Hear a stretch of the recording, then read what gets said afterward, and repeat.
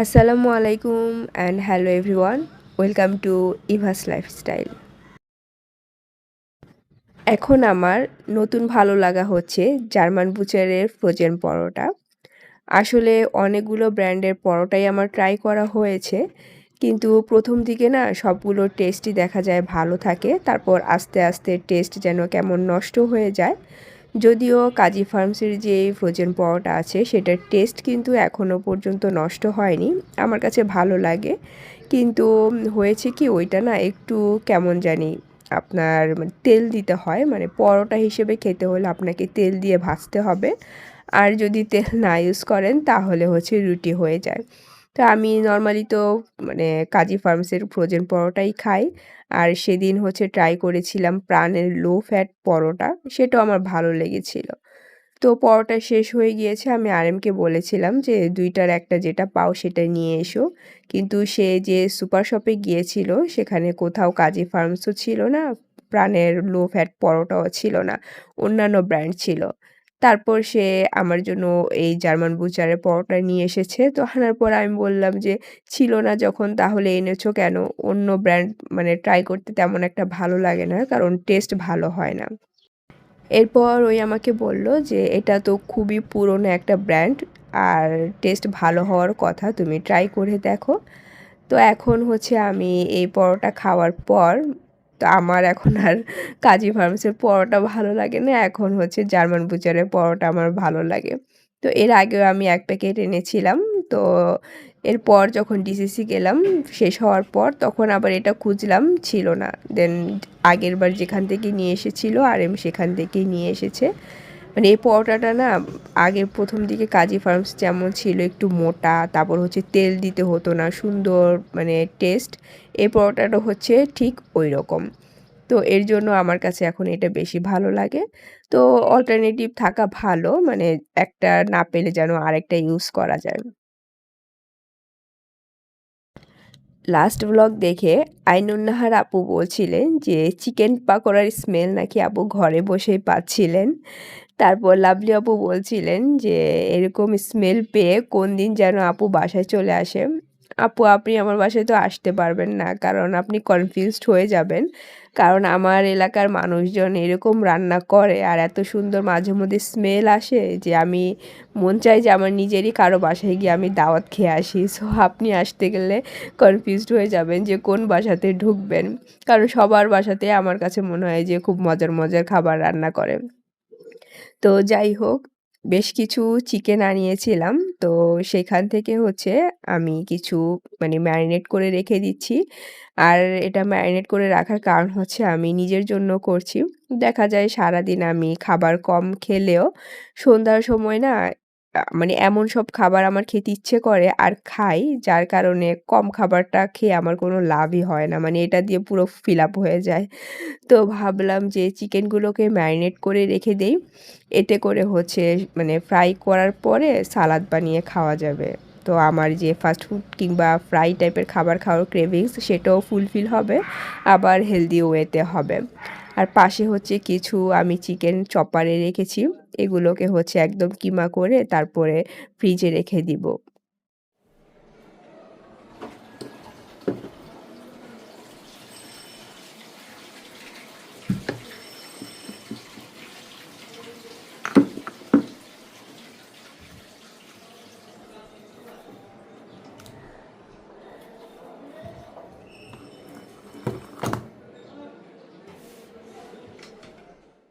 আচ্ছা, এখানে হচ্ছে আমি পেঁয়াজ, ২ টা কাঁচামরিচ আর ধনেপাতার যে ডাঁটা থাকে সেইটা ৩-৪ টা নিয়ে এখন এগুলোকে আমি আধা ভাঙা করে নিব। এগুলো আধা ভাঙা করার কথা বললেও আমি কিন্তু একটু ভালো মতো ম্যাশ করে ফেলেছি। ভাবলাম যে একটু ভালো মতো করলেই এটা ভালো হবে। এরপর এখানে বেশ কিছু চিকেনের যে বুকের মাংস আছে সেগুলো নিয়েছি, একটু ছোট করেই কেটেছি। তারপর দিয়ে দিলাম আদা রসুন বাটা। আর দিয়েছি হচ্ছে একটু আগে যে আমি পেঁয়াজ, ধনেপাতা আর কাঁচামরিচ ম্যাশার কি বলে হেমানদিস্তাতে ছেঁচে নিলাম সেগুলো। তারপর আস্তে আস্তে যে এ মুরগির মাংসের রান্নার যে মশলাগুলো আছে সেগুলো দিয়ে দিব। যেমন হলুদ, মরিচ, ধনিয়া, জিরা, গরম মসলার গুঁড়া। তারপর লবণ। আর সবশেষে হচ্ছে আমি বেশ কিছু মানে লেবুর রস দিয়ে এখন এটাকে ভালোমতো মিক্স করে তারপর ১৫ থেকে ২০ মিনিটের জন্য একটা সাইডে রেখে দিব ম্যারিনেট হওয়ার জন্য। আর আমার চিকেনের পিসগুলো আমি ফ্রিজ থেকে বের করেছি। সো ভালোমতো দেখেন ডিফ্রস্টও হয়নি। একটু মানে শক্ত হয়ে আছে। তো ভাবলাম যে এভাবে যদি রেখে দিই আরো সময়টা আমার নষ্ট হবে। তো আমি এখান থেকে মানে শক্ত চিকেনটাকে হচ্ছে ম্যারিনেট করে মানে মিক্স করে নিচ্ছিলাম আরকি। তারপর হঠাৎ মনে হলো যে এটার কালারটা আমার কাছে অত বেশি দেখতে ভালো লাগছে না। কারণ একটু কালার না হলে আমার ভালো লাগে না। সাদা চিকেন তেমন একটা। তো এর জন্য আমি এখানে আবার একটু করে কাশ্মীরি শিমলা মরিচ দিয়ে দিলাম। দিয়ে আবারও মিক্স করে এখন এটাকে একটা সাইডে আমি রেখে দিব।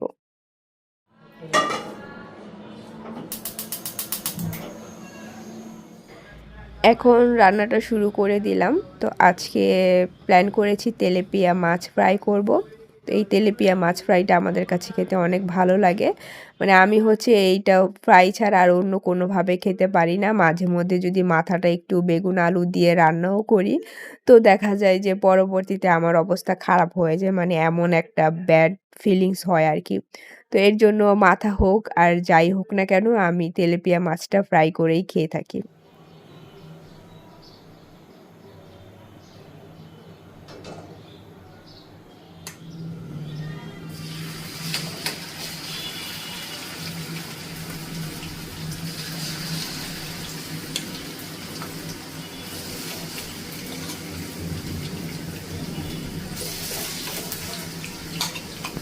যেই চিকেনগুলোকে আমি ম্যারিনেট করে রেখেছিলাম সেগুলোকে এখন ফ্রাই করে নিচ্ছি। আর এই সেই কড়াই, এই কড়াইতে রান্না করতে এত মজা কেন বলেন তো? আমার না কেন জানি এটাতে রান্না করে এত বেশি মজা লাগে, মানে কি বলবো? আমি হচ্ছে ওই যে ফার্স্ট হচ্ছে নুডলস রান্না করলাম তখনও ভালো লেগেছে আর সবচেয়ে ভালো লাগছে আমার আজকে এখানে হচ্ছে চিকেনগুলোকে ফ্রাই করতে দিয়ে। মানে এত সুন্দর রান্না হচ্ছে। যে জিনিস আমার দেখে ভালো লেগেছে সেটাতে রান্না করে এতটা ভালো লাগবে আমি তো চিন্তাই করতে পারিনি।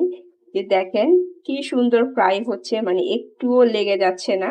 এটা কিন্তু আমি মশলা দিয়ে যে মাখিয়ে রেখেছি আপনারা তো দেখলেন, কিন্তু কোনো পোড়া লাগেনি, তারপর হচ্ছে লেগে যাচ্ছে না। আমার তো খুব ভালো লেগে গেল এই কড়াইটার, প্রেমে পড়ে গেলাম বলতে গেলে।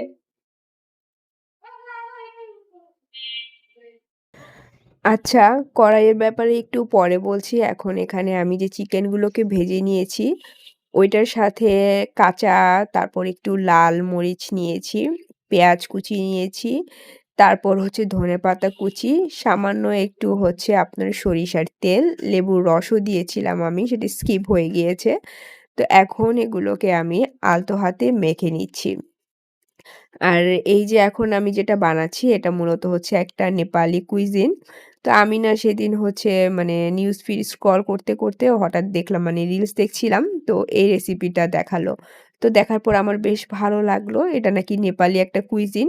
তো আমি হচ্ছে YouTube এ সার্চ করলাম কিন্তু ওনার মতো করে এইরকম মানে আমি আর কোথাও দেখলাম না। আর যেটা বানিয়েছে মানে ফেমাস নেপালি কুইজিন সেটা একটু অন্যরকম। তো ভাবলাম যে আচ্ছা সহজটাই আমি করি। আর উনি কিভাবে মানে করেছে আমার সম্পূর্ণটা মনে নেই। জাস্ট এতটুকুই মনে আছে যে উনি পেঁয়াজ মরিচ এগুলো হচ্ছে মানে আধা ভাঙা করে দিয়েছিল। তারপরে এভাবে করে ভর্তা বানিয়েছিল। তো সেই আইডিয়াতেই আমি বানালাম।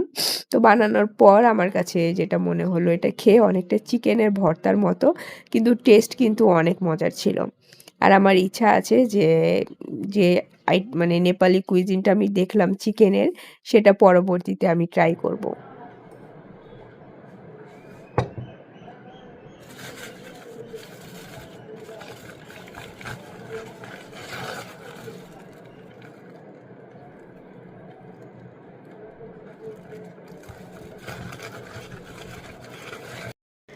আমি আর আমার ক্রেভিংস ২ টাই হচ্ছে অদ্ভুত। আজকে এখানে আমি সিঙ্গারা দিয়ে অদ্ভুত একটা খাবার বানাচ্ছি। তো যার জন্য আমার তো সিঙ্গারা অবশ্যই লাগবে সেটা নিলাম। সেই সাথে এখানে হচ্ছে পেঁয়াজ কুচি নিয়েছি, কাঁচামরিচ কুচি নিয়েছি, তারপর তেঁতুলের সস যেটা সেইটা, আর হচ্ছে ধনেপাতার চাটনি, তারপর লাগবে ১ স্লাইস হচ্ছে লেবু। তো এগুলো আমি সিঙ্গারার মধ্যে দিয়ে দিচ্ছি। সিঙ্গারাগুলোকে কিন্তু আমি মানে ভেঙে নিয়েছি, তারপর ওটার মধ্যে এখানে দিচ্ছি। আসলে হয়েছে কি, আমি বেশ কিছুদিন আগে মানে দেখলাম একটা রেস্টুরেন্টে ভাঙচুর সিঙ্গারা আর সিঙ্গারা মাখা এরকম ২ ধরনের জিনিস পাওয়া যাচ্ছে।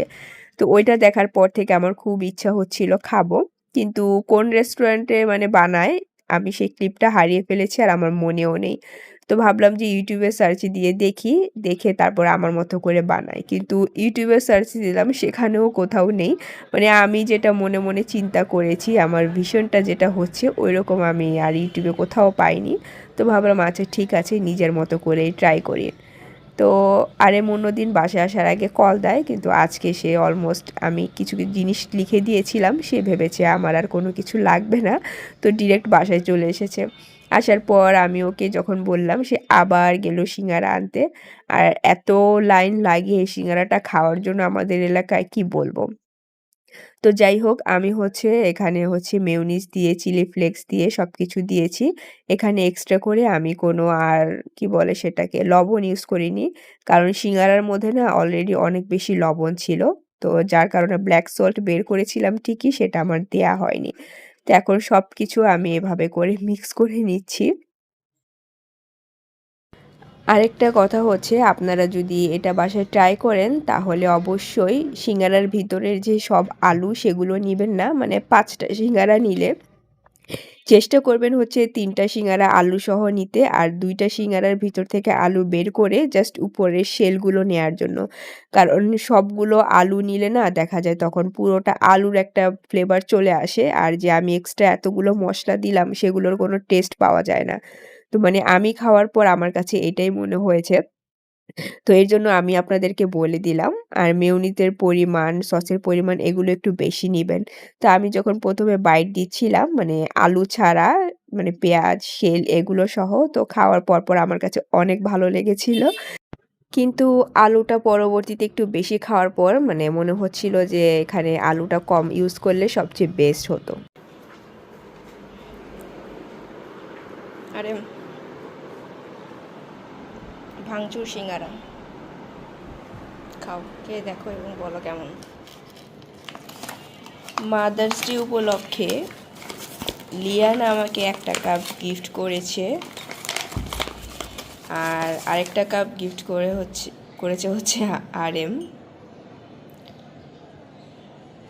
এখন কথা হচ্ছে এই ২টা কাপের মধ্যে আপনারা বলেন তো যে কোনটা আমাকে লিয়ানা গিফট করেছে আর কোনটা হচ্ছে আরএম গিফট করেছে। আর আমি এখন পুরোই কনফিউজড হয়ে গিয়েছি যে কোন কাপের মধ্যে আমি চা খাবো, এটাতে খাবো না এটাতে খাবো। তো সকালবেলা ব্রেকফাস্ট করেছি কিন্তু আমার এই কাপের কথা খেয়াল ছিল না, তো ভাবলাম যে সন্ধ্যার চাটা আমি যে কোনো একটা কাপে খাই।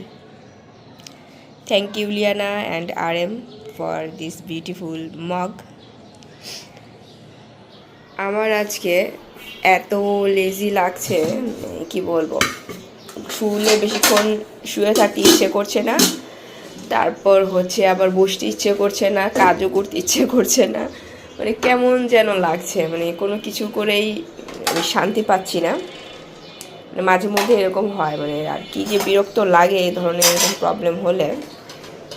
দেখি লিয়ানা দুষ্টুমি করে না বাবা।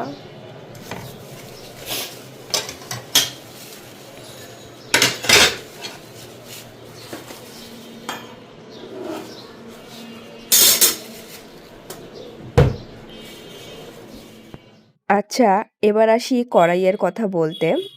তো দিলরুবা আপু আর রাশেদা রহমান আইডি থেকে আপু কড়াইয়ের কথা বলছিলেন যে ওনারা কিনতে চাচ্ছিলেন কিন্তু আর কিনেননি কেমন হবে এটা ভেবে। তা আমি আপনাদেরকে বললাম আপু আমি তো কয়েকবার ইউজ করেছি। ইউজ করে আমার কাছে এই কড়াইটা খুবই ভালো লেগেছে। মানে চোখে দেখার জিনিস যে ইউজ করার পর এতটা ভালো লাগবে আমি কিন্তু সত্যিই চিন্তা করতে পারিনি। আর বিশেষ করে হচ্ছে আপনারা যদি কালো কি বলে ভুনা করতে চান, মানে কুরবানির ঈদ তো সামনে চলে এসেছে। তো আমার কাছে মনে হয়েছে কালো ভুনা করার জন্য এটা একটা পারফেক্ট কড়াই। মানে এত আরাম রান্না করতে। আর অবশ্যই আপনারা একটু মানে বুঝে শুনে দেখে কিনবেন, কারণ পরে আবার ভেজাল জিনিস কিনে আমাকে বকা দিয়েন না। কারণ আমার কড়াইটা তো ভালো পড়েছে, এখন তো সব জিনিসের কোয়ালিটি আর সেম হয় না।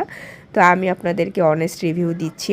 তো যে কয়েকবারই রান্না করেছি ভালো লেগেছে, পরবর্তীতে জানি না কি হয়। আর আমার কড়াইটা কিন্তু দেখতে পাতলা মনে হলেও অনেক বেশি হেভি।